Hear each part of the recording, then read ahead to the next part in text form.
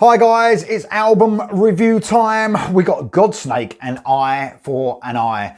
Before we get into that, I want to say thank you to Wings of Steel quickly for sending me this t-shirt. I fucking love it. Thank you guys for sending me this. Their album's coming out on May the 19th. It's called Gates of Twilight. I reviewed it a few days ago. An amazing album. Make sure you pre-order it, guys. Okay, so Godsnake, Eye for an Eye. This band was formed in 2015. Their album's coming out on May the 12th on Massacre Records. It's their fourth album. This is a German metal band with some thrash elements mixed in. They've got a modern feel about them, but they've got a classic feel at the same time. They mix it perfectly. And that's not easy to do, to give you that both elements mixed in perfectly. And the songwriting proves that they can do that in a brilliant way. So, crushing riffs. Really crushing riffs, guys. And just let me get this clear. Although they've got some influences from, you know, not extreme, some extreme-esque bands, they're not extreme. Vocally anyway. Musically, you know, it's as heavy as you like. But vocally, Torga Nuhas is just amazing. Sings throughout, but aggressively. We're going to get onto the musicians separately in a minute. But yeah, this is heavy stuff. You've got to turn it up. Turn it up, guys. It's fucking brilliant. And this has got one of the best guitar tones I've heard for a long time. I always go back to Pantera's Far Beyond Driven, especially 5 Minutes Alone, that song, to say that's my favourite guitar tone, one of the best I've ever heard. And that's what I felt when I heard this album. I thought, fuck it, that sounds absolutely amazing. You can only turn this album up. It's amazing, it really is. So they have cited a lot of bands as their influences, and I can see some of that, Metallica being one of them. I would say definitely, like, you know, old school Metallica for me. Even vocally, the singer has got similar tone to James Hetfield, but a lot more aggressive, a lot more powerful. And also Pantera, they cited them as an influence, I think. But I can see that. They've got a lot of groove to their metal riffs. You know, you can feel that groove in their songs. Trivium, which I don't listen to an awful lot. And Killswitch Engage. Well, obviously, if anyone likes Killswitch Engage, I mean, I love them for their music and when they sing. It's when they get into the extreme vocal stuff. But musically, yes, I would cite Killswitch Engage as an influence. But man, this album is crushing, guys. It's crushing, it's exciting, it's so fucking heavy. So some breakdowns on this that just blow your fucking mind. So I've already spoken a little bit about Torga Nuhas on the vocals. Really aggressive vocal, but there's no shouting at all in this. But uses his aggression perfectly and sings as well and soars. A brilliant vocalist. Stefan Neuhoff on the guitar and also Pep Perez on the guitar. Man, I mean, the production on this album is amazing because the guitars are so fucking loud, but there's no other instrument that gets drowned out. It's a brilliant mix. It's one of the best productions I've heard. And when you get these bands with crushing guitar riffs, you want to hear it here. You want to feel it there. You want to feel your chest in your chest. And that's what you get with this. But amazing. But it's not just about riffing, you know, or chugging. There's some amazing guitar work, almost so fast, some of it. You know, it's very technical, almost neoclassical at times, it's so fast. But then there's some other guitar sections that are just so melodic. They're brilliant guitarists. And of course, in a heavy band like this, you need a great rhythm section. That's what you got in Carsten Walter on the bass and Sidney Weiss on the drums. Pounding rhythms, groove laden. Just amazing. There's also some synth work in here, but I can't see who does the synth work. But usually it's only just like for effect. You hear it running alongside the back of some of the songs. You know, it's very, not an afterthought because it adds some sort of atmosphere to the songs sometimes. It's not on all of them. You don't get it on all of them. But when it's added, it's very cool. It's not distracting. It's just going along in the background. And it just adds to the epicness of the songs. Let me run you through my favourite tracks, guys, and I think it's near enough all of them. So we're kicking off with the song that made me find this band, a reaction that I did to The Sickening. Sleep tight, my little child, I will protect you tonight. First single, like I said, reaction, and I tell you what, the reception under the video as well, they're all positive comments. This band sort of seemed to, even though it's their fourth album coming out here, it almost seemed to have come out of nowhere, and I think it blew people's minds and mine a little bit. So it's a 6-minute epic beginning. This song fucking blows me away, it really does. Sort of builds up at the beginning and just amps up the anticipation until those riffs kick in. And those stop-start riffs with those powerful vocals in the verse, it's just so fucking heavy.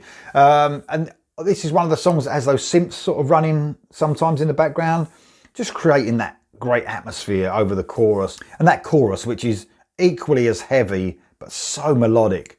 What this band have got as well, they've got a real sort of fresh modern sound as well. So they do touch upon classic metal as well, but they've got a real cool modern sound as well, which shows in this song.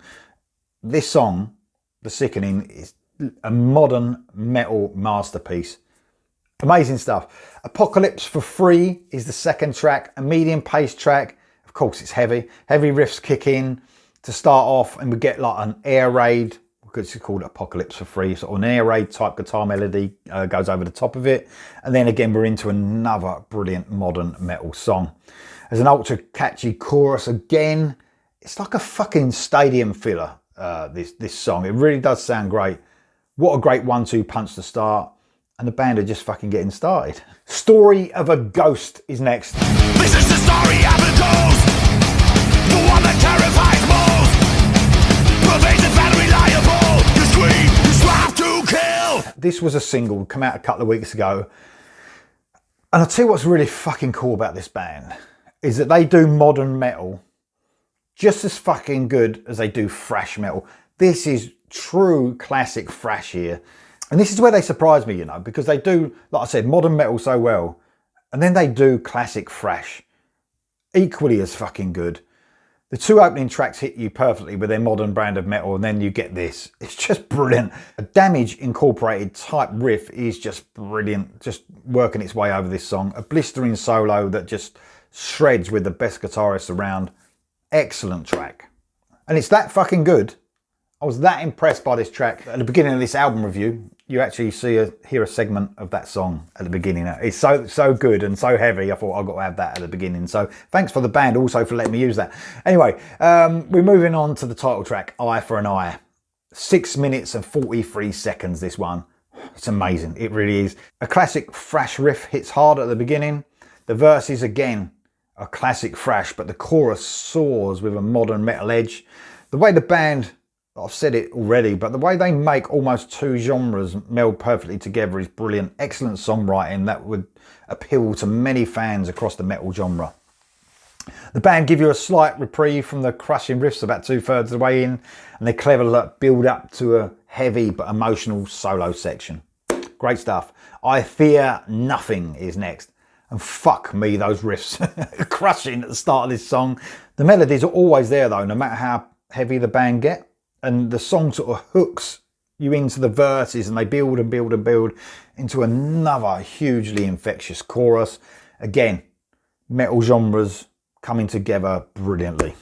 Need for Speed is next. So not really as the song title suggests, you know, I thought it was going to come out of the gates like a million miles an hour, but it doesn't. But I was expecting a fast thrash song, but although not fast, one of the heaviest tracks on offer, but without trying to sound like a broken record. Another chorus that just opens up into a brilliant, infectious earworm. It's amazing stuff. This song sort of got medium and fast-paced sections.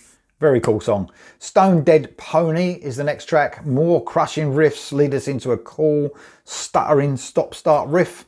This is a brilliant medium-paced metal track that also boasts a riffy pre-solo section that probably wouldn't feel out of place like on a Pantera or a Down album.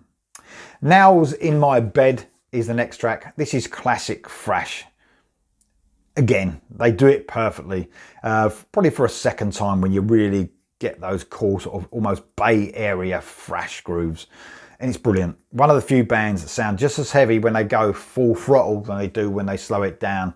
Because I always feel that medium-paced songs, you know, when a heavy band hits that medium-paced groove, that's the heaviest they sound. But this band, and along with the mix of the album as well, just sound just as heavy. Amazing stuff. Again, no extreme vocals to be found, which for me is just fucking perfect. Illuminated is the second to last track.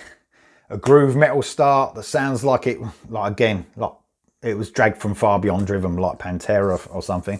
We sort of transition into one of the most melodic choruses on the whole album though. It sounds like a Future single again. It's crushing, but equally melodic.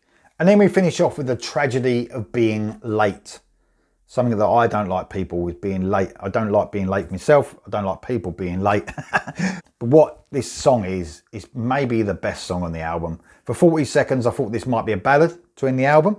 And although it's nowhere near a ballad really, it is the most melodic side that the band get as they sort of blend heavy riffs alongside some cool, clean guitar moments. A brilliant song. It's sort of got an epic feel to it. It's very melodic.